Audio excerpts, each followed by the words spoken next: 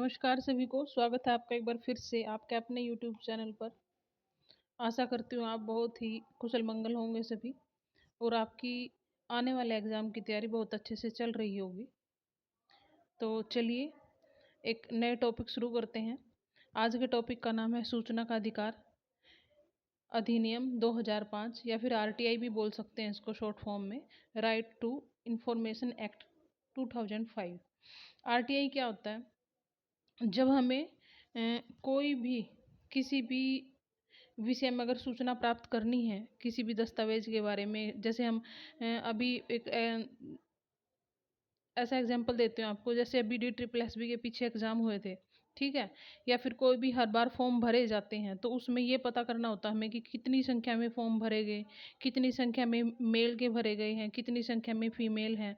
तो ये सब चीज़ें पता करने के लिए क्या होता है, आरटीआई लगाते हैं और उसके बाद उनका तुरंत से फिर वो जितने दिन निश्चित होते हैं उसके हिसाब से उनका रिप्लाई आता है, तो आरटीआई के माध्यम से वो सूचना हमें प्राप्त होती है। चलिए टॉपिक शुरू करते हैं। सूचना का अधिकार।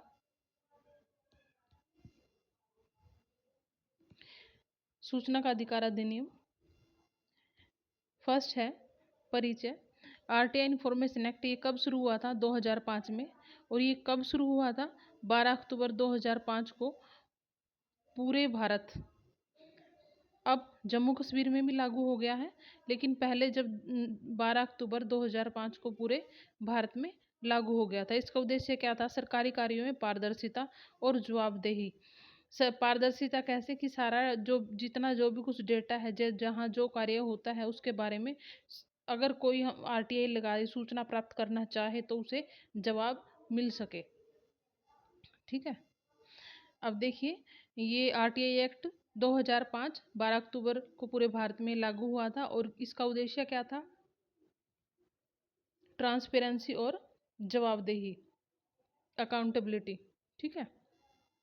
सेकंड देखिए, इसका उद्देश्य नागरिकों को सूचना प्राप्त करने का अधिकार देना, भ्रष्टाचार पर नियंत्रण करना, सुशासन को बढ़ावा देना और सरकारी कार्यों में पारदर्शिता लाना। अगर सरकारी कार्य में किसी में भी हमें कोई भी सूचना प्राप्त करनी है तो आरटीआई के द्वारा हम वो सूचना प्राप्त कर सकते हैं। अगर हम हमारे कई बार ऐसा जैसे रिजल्ट आया तो हमें ये होता है कि हमारी जो आंसर शीट थी, जैसे ऑनलाइन कोई एग्ज़ाम हुआ, आंसर शीट थी कि हमने इतने किए थे, इतने नहीं किए थे, इतने गलत थे, इतने सही थे, तो वैसे तो वो पता नहीं चलता। अगर हम आरटीआई लगा दें तो हमारी आंसर शीट की सारा वो हमें पता चल जाता है कि हमने कितने सही किए थे, कितने गलत किए थे। नेक्स्ट देखिए, सूचना क्या है? सूचना में क्या क्या शामिल है, क्या क्या हम पता कर सकते हैं? जैसे सूचना में शामिल है दस्तावेज, कोई भी रिकॉर्ड, कोई भी फाइल, ईमेल, आदेश, कोई भी परिपत्र, रिपोर्ट, अनुबंध, नमूने, इलेक्ट्रॉनिक डेटा, कुछ भी, ये सारी चीज़ें क्या हैं? सूचना में आती हैं। कौन आवेदन कर सकता है इसमें? कौन कर सकता है आवेदन? भारत का प्रत्येक नागरिक आरटीआई का आवेदन कर सकता है। ठीक है, और आवेदन शुल्क कितना होता है? सामान्यतः 10 रुपये और बाकी जो राज्य के अपने अपने नियम हैं उनके नियमों के अनुसार उसमें शुल्क लगता है। ठीक है, आगे देखिए, सूचना देने की समय सीमा, कितने टाइम में ये जवाब देंगे?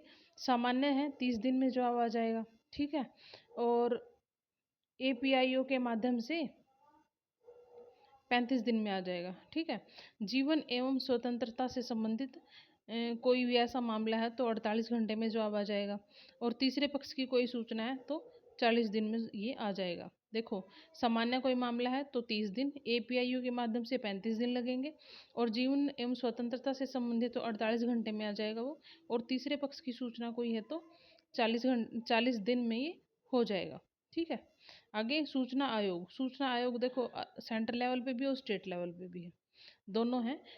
केंद्रीय सूचना आयोग भी है और राज्य सूचना आयोग भी है। आगे देखिए, प्रथम एवं द्वितीय अपील। प्रथम अपील कहाँ होती है? विभाग के प्रथम अपीलीय अधिकारी के पास 30 दिन के भीतर होती है। जो विभाग का फर्स्ट अपीलीय अधिकारी होता है ना, उसके पास होती है और ये 30 दिन के अंदर होती है। द्वितीय अपील कहाँ होती है? केंद्र या राज्य सूचना आयोग के पास होती है। ठीक है, तो दूसरी अपील कहाँ होती है? केंद्र या राज्य सूचना आयोग के पास। किन सूचनाओं पर रोक है? ये धारा 8 में लिखा हुआ है किन सूचनाओं पर रोक है। राष्ट्रीय सुरक्षा, विदेश संबंध, न्यायालय द्वारा प्रतिबंधित सूचना, व्यापारिक गोपनीयता, व्यक्तिगत गोपनीय जानकारी, सुविधा और सुरक्षा संगठनों की कुछ सूचनाएं। अब देखो रोक किन पे है? जैसे हमारे देश की आर्मी है या फिर हमारे कोई भी प्रधानमंत्री का कोई भी कार्य है, कोई भी गुप्त रूप से कोई भी हम काम किया गया है कि इस काम को ऐसे एक्शन देना है, कोई भी ऑपरेशन वो कर रहे हैं, ठीक है, तो उसकी सूचना थोड़ी ना मिलेगी हमें। ये प्रतिबंधित है, इनके लिए हम कोई भी इन आरटीआई नहीं लगा सकते। कोई भी विदेशी मामला, कोई भी ऐसा सरकारी कार्य है गुप्त रूप से, उनके विषय में हम आरटीआई नहीं लगा सकते, ठीक है। आरटीआई की भी अपनी कुछ सीमाएं होती हैं जो हम लगा सकते हैं। अधिनियम 2005 है, 12 अक्टूबर 2005 को ये शुरू हुआ था और पारदर्शिता और जवाबदेही इसका मुख्य उद्देश्य था। सामान्य दिन 30, जीवन व स्वतंत्रता के मामले में 48 घंटे और आवेदन का अधिकार भारत के प्रत्येक नागरिक को। तो आशा करती हूँ ये छोटा सा टॉपिक था आज, तो आपके लिए बहुत ही लाभकारी सिद्ध होगा और आपको समझ भी आया होगा। तो प्लीज़ अगर आपको ये टॉपिक, ये सूचनाएं जो अच्छी लगें तो मेरे चैनल को प्लीज़ सब्सक्राइब कर दिया कीजिए। धन्यवाद आपका।